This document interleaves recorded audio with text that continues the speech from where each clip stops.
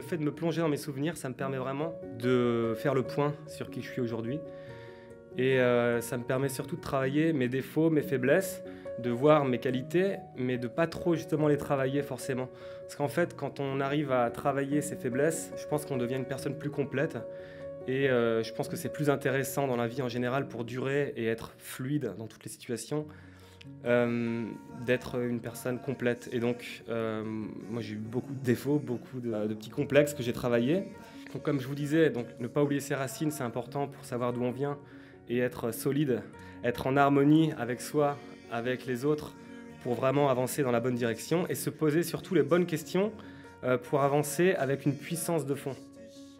Ça, c'est une photo que je voulais vous montrer aussi parce qu'en fait, à 10 ans, on est arrivé en Bretagne. Et donc là, ça montre bien la transition dans ma carrière de sportif où à l'époque, je faisais de la gymnastique et du trampoline. Et c'est le moment où je me suis tourné vers la mer, la planche à voile et vraiment le côté liberté. I found myself in the valley of your heart. Without you, I'm just a ghost.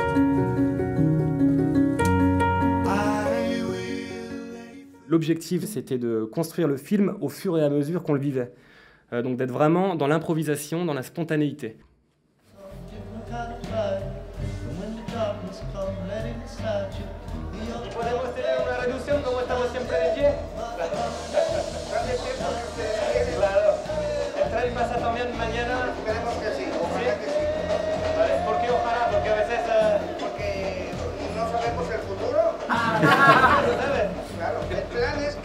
El plan es que sí, pero hay que aprovechar el momento entonces. Hay que vivir hoy, mañana. Pues esto es mi filosofía también. Mañana llega solo. No se puede saber. Ayer es historia. Sí. Hoy es el día más importante. Sí. Pues muy bien. Voilà, ça c'était vraiment un moment assez intense et c'est pas grand chose, mais c'est vrai qu'il a tout dit, il a tout résumé. Le moment, c'est maintenant, c'est pas avant, c'est pas demain. Et le moment le plus important de notre vie, c'est maintenant. On est tous ensemble dedans. Et merci d'être là d'ailleurs. Si on suit son instinct et son cœur, je pense qu'on peut aller vraiment très loin. Moi, j'ai toujours rêvé et j'ai pas eu peur d'aller vers mes rêves parce que je savais que c'était quelque chose qu'on pouvait toucher si on donnait les moyens vraiment. Et donc, c'est ce que j'ai fait toute ma vie. Et je me suis mis une discipline par contre assez incroyable parce que je suis très libre. Mais il y a un moment où si on ne se fixe pas de limite, on peut partir un peu aussi en vrille en fait, parce qu'il n'y a personne qui nous retient et on peut vite aussi chuter. Donc pour rester fort et aller vraiment vers ces objectifs, il faut se renforcer mentalement et physiquement. Et donc moi ce qui m'a beaucoup aidé depuis 6-7 ans maintenant, c'est de m'être mis au yoga.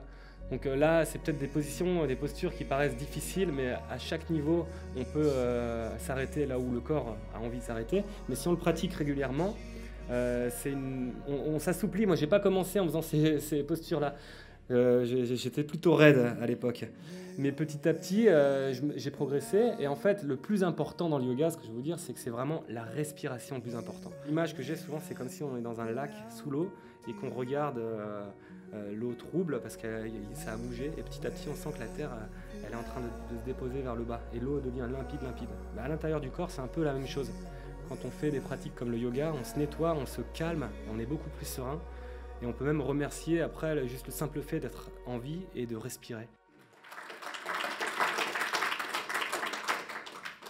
Merci.